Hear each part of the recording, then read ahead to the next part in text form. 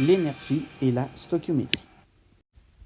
Bonjour à tous, aujourd'hui je vais faire un petit retour sur les bilans énergétiques et après ça on verra à quoi servent ces bilans.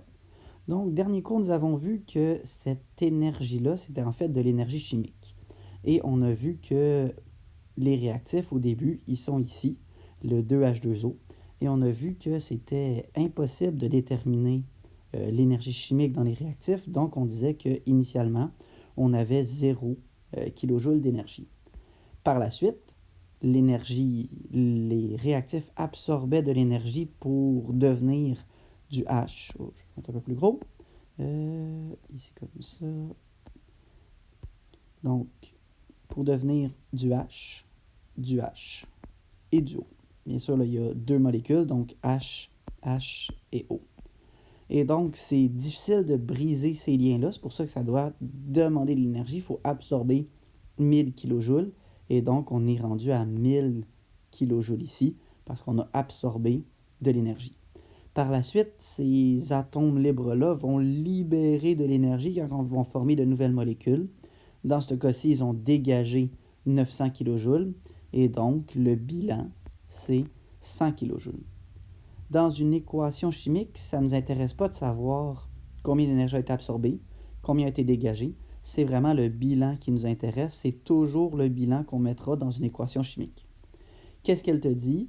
C'est que si j'ai 2 mol de H2O avec 100 kJ, je formerai 1 mol de O2 et 2 mol de H2.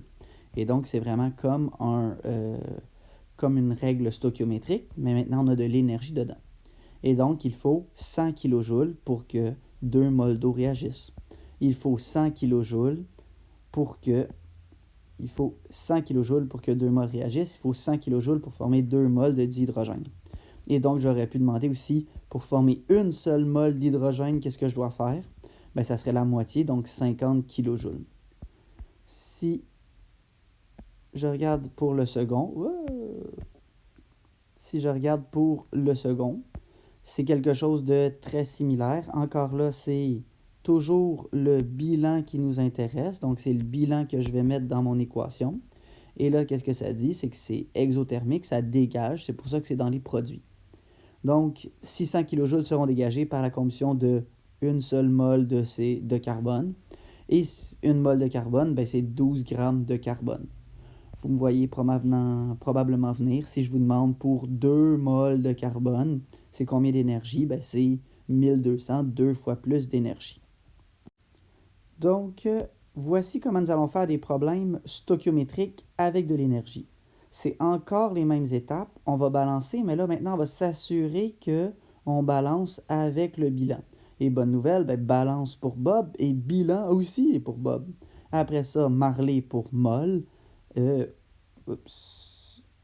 Après ça, excusez, balancer ne devrait pas exister. Je le supprime. Donc, Bob Marley produit. On fait une proportion à l'aide des coefficients. Et après ça, on relie et on répond à la question. Donc, le seul ajout qu'on doit faire, c'est qu'on doit considérer le bilan, et là, le terme important ici, c'est le bilan, comme étant le coefficient de l'énergie. Donc, vous verrez ça dans un petit problème.